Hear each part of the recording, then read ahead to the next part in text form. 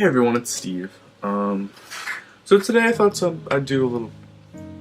So today I thought I would do something a little bit different. So I actually went out the other day and bought my first craft pumpkin. It was at Michael's, and I had a coupon. Now I've never made one of these before. The reason is because they're expensive. But as far as I know, the Michael's ones are made cheaper, so they cost less. And that's why you can get a coupon. So I printed out my logo, and my goal is to get this onto here. Now I think I might have printed it a little bit too big, but that's fine, we're gonna roll with it. First, I think what I'm gonna do is, I'm gonna cut out the design. So I've actually been haunting for probably a little over 10 years now. I started when I was a teenager, probably like 13 or 14. And I don't know why, I've just always loved Halloween.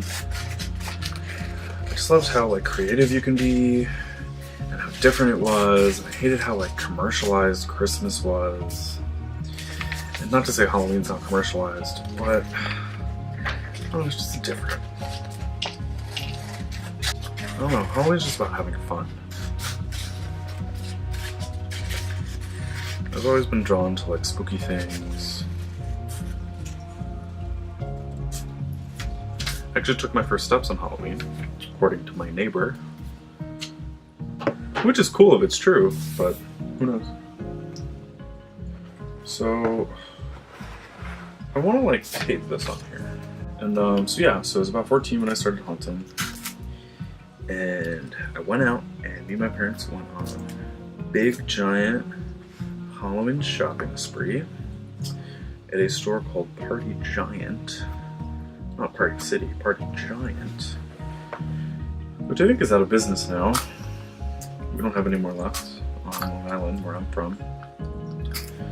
And I bought a bunch of tombstones, and ghosts, like those like kitschy Halloween things you see everywhere that make the same generic like laughing sounds, or that ghost that sounds like a robot screaming, and that sound that Billy the Puppet makes from Jigsaw, those kind of things. They kind of hung them up in my garage. And I invited strangers to walk through my house.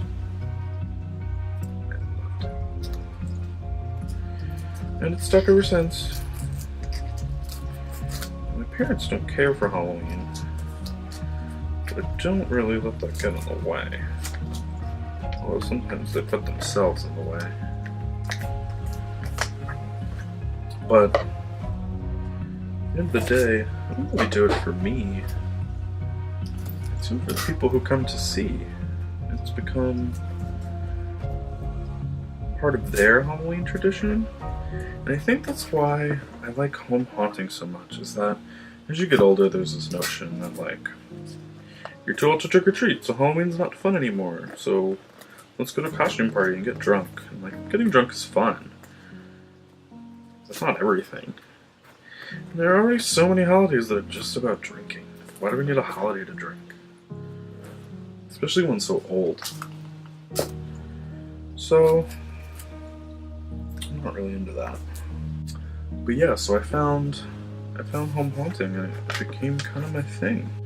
And so yeah, that's kind of my thing about Halloween. It's just that I use it as a way to continue, all those memories I have of loving Halloween. Finding a way to incorporate it into my adult life, which not everyone does. Until they have kids, but that's not happening. Yeah, I think that looks good. And yeah, like I was saying, it's just really cool is that people come up to me and they thank me, and it's not because they're like envious or anything, it's that they look forward to it. And something that I made has become part of someone else's Halloween tradition. People look forward to it. It's just awesome that I could do that for someone. So I'm going to continue to do it. So I'm forced to move out of my parents' house, which should be any month now.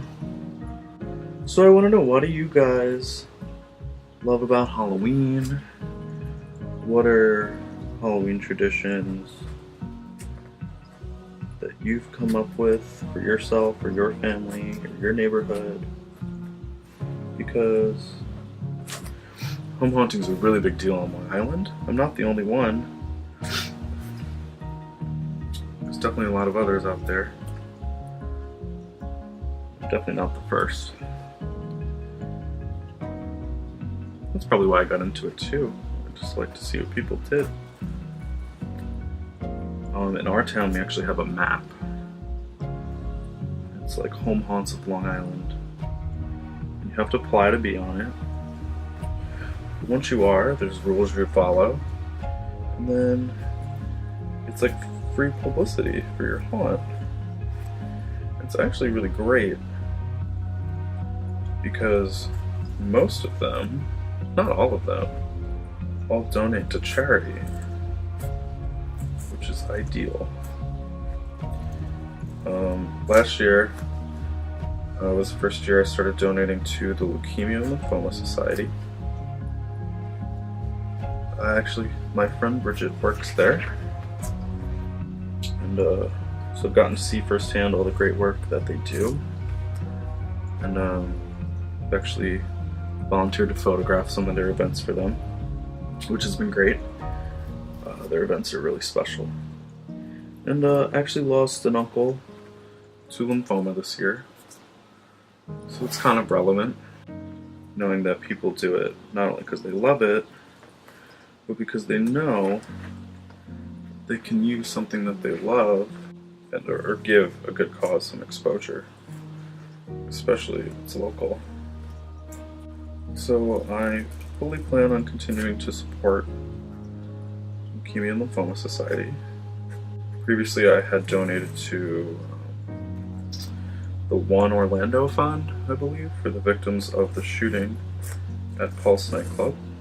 There's actually one gentleman who does a walkthrough haunt on his property, and he donates, I think, autism awareness. But it takes way more than going to a store, just spending a crap ton of money on decorations, putting them on your lawn, to be a home haunter. And that's what I love about it, is that I go the extra mile. I treat it like my superpower. It's actually funny because I have to explain it to people. They're like, "You do what? You live in a haunted house?" It's actually really funny.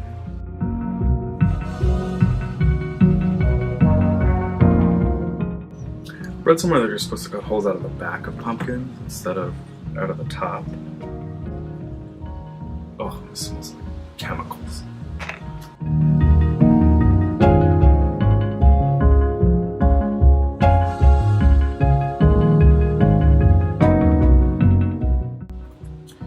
And another thing about home haunting is that the bug is contagious.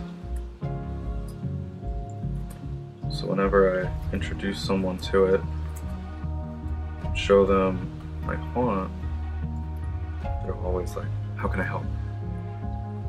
Which is great because I need people.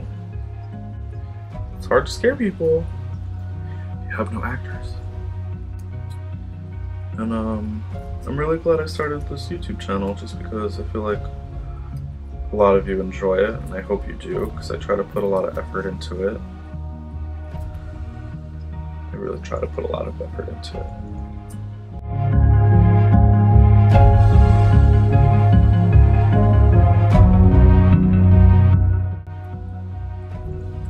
I wish you could buy pre-scooped pumpkins. Let's make that a business. Let's start selling pumpkins with no insides. That way you can just carve them. And then you have to like scramble to do it the night before Halloween because the squirrels eat them or they like shrivel up.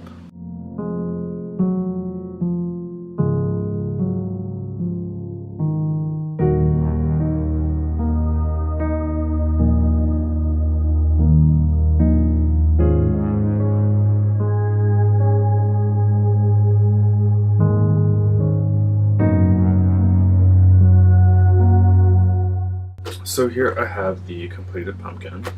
It came out pretty good. It's a little crooked, but nothing's perfect, right? So yeah, I'm gonna put a candle in it and we'll see how it looks. Alright guys, so that's it. Thanks for watching this video if you got all the way through. Halloween's so important to me and I'm just glad I get to share it with you. So thanks for that.